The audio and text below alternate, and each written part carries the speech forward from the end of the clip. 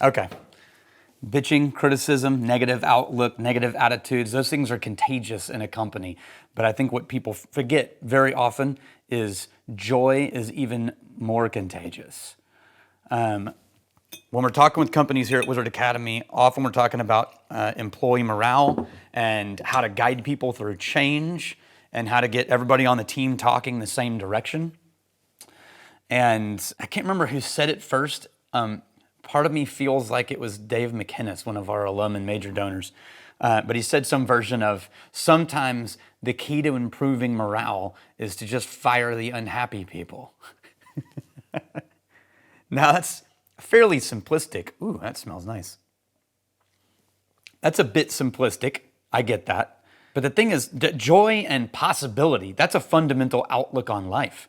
And if you can find somebody who views the world as possibility and things that can be done, as opposed to hurdles and things that are always stopping them from accomplishing things, then you can really teach them the basics of any job, and they're going to find a way to make things work and to improve things and to grow.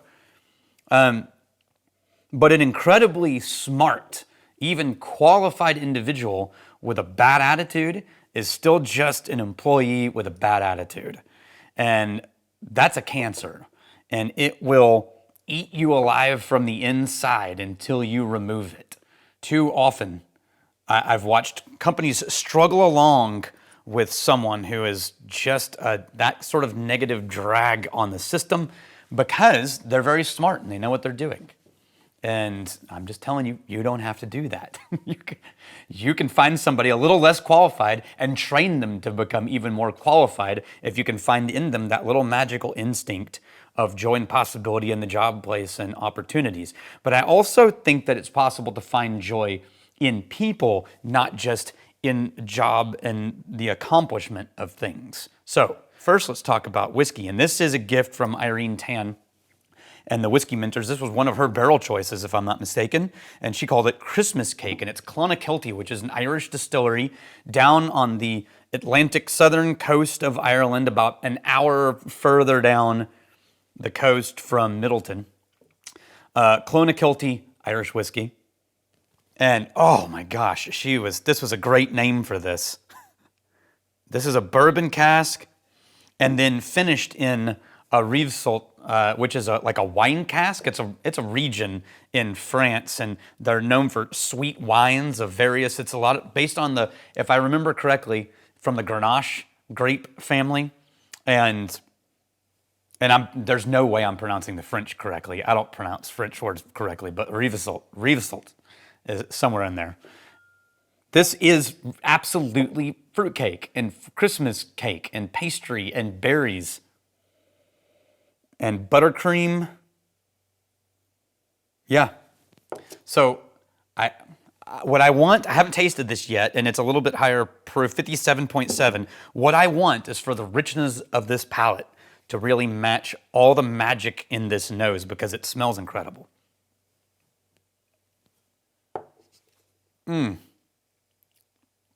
Yep, it does. It's lighter and softer than I thought, and man, that proof does not come across as 57. It comes across as like maybe 100. But it's this rich, thick oil mixed with buttercream, then exploding into sort of like dry tannin and fruit. Hang on, that's just, man. Irene Tan has a great palate. She's now doing the blending and barrel sourcing for Crowded Barrel Whiskey across the property. And I can't wait to see what things show up over here for me to buy with my own money, because Irene is so good at this. Okay. Anyway, let's wrap this up. So it is easy to see the flaws in people. It's not hard. There are certain types of people who call themselves insightful, and they love to talk about how quick they are to spot the flaws and where people are messed up. But people who love to parade their own insight by highlighting other people's flaws, those are small people. And you will find that in their life, they tend to only view people as the sum of their flaws. We all get there sometimes in a relationship when you've been so close to somebody and that you get so frustrated with the repeated conflict that it's hard to remember what made them a magical human being in the first place. Sometimes you get that way when you get into a company that you're really excited about and then you see behind the curtain and you're like, oh, it's not all magic. These are actually human beings and they're kind of broken.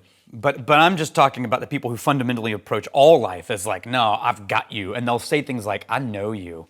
And they don't really know you. What they say is, I know your flaws. Well, so what? That's easy. Anybody who's at any level vulnerable, your flaws can be spotted very quickly. But the real magic in life is in seeing past people's unique brokenness and see the possibilities and the hope that they carry inside. And if you can get to that, it can be hard. But if you can get to it, spot it, nurture it, bring it out in people, they can be with you for life. As a company or as an organization, if you can give people and help people see the hope that they have inside themselves to do amazing things, that's the magic in life right there. I think it's important to see people not just for the sum of their brokenness, but for the possibilities and the hope and the joy that they could find in pursuing what makes them uniquely creative and uniquely themselves. And if you can be a part of that, then that's the real magic in life. And that's when you can find real joy in being a part of community and a part of building something. So here's to you and your magically broken, unique self, full of possibilities. I'm really glad you're here. Cheers.